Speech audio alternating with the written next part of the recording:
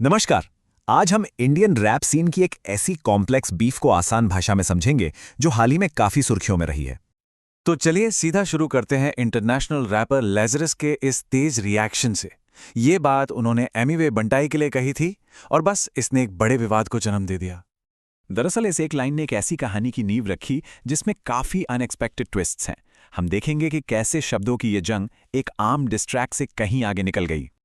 देखिए, इस रिएक्शन को पूरी तरह से समझने के लिए हमें पहले इसकी जड़ तक जाना होगा, और वो जड़ है एमिवे बंटाई का एक नया डिस्ट्रैक जिसने, आप कह सकते हैं, आग में घी डालने का काम किया।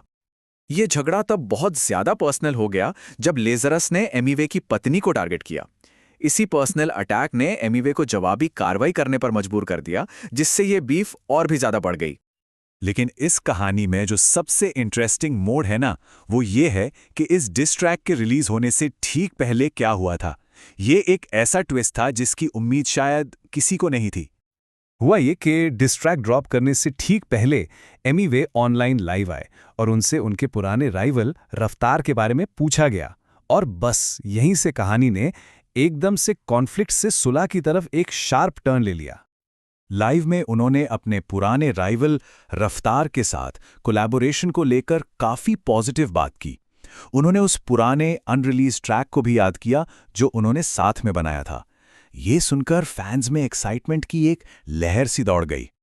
तो सोचिए जरा, ये मोमेंट एक तरह से सुलह की तरफ इशारा कर रहा था, जो कि उस एग्रेसिव ट्रैक से बिल्कुल उल्टा था जिसे वो रिलीज करने वाले थे। यही तो क्रूशल पॉइंट है, एक राइवल के साथ शांति की बात करना और दूसरे के साथ बीफ को और बढ़ाना। चलिए अब वापस आते हैं उस डिस्ट्रैक पर ही। देखते हैं कि उस ट्रैक में एमिवे ने लेज़रस को कैसे जवाब दिया और ये कहानी आगे कैसे बढ़ती है। तो एमिवे का ट्रैक बिल्कुल टिट फॉर टैट वाले लॉजिक पर चला, यानी जैसे को तैसा। उनका स्टैंड बिल्कुल क्लियर था कि वो पीछे हटने वालों में से नहीं है। और ये लाइन शानदार ढंग से दिखाती है कि उन्होंने कैसे एक साफ लकीर खींच दी।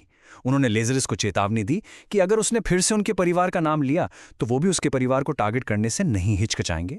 पर बात यही नहीं रुकी।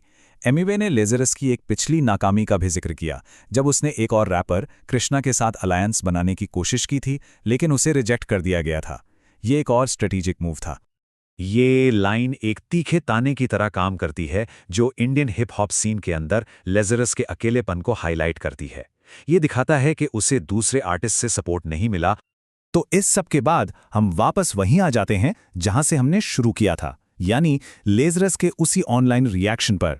अब पूरी पिक्चर क्लियर है कि ये सब आखिर हुआ क्यों। अब इस पूरे कॉन्टेक्स्ट के साथ लेज़रस के रिएक्शन में ज्यादा वजन है।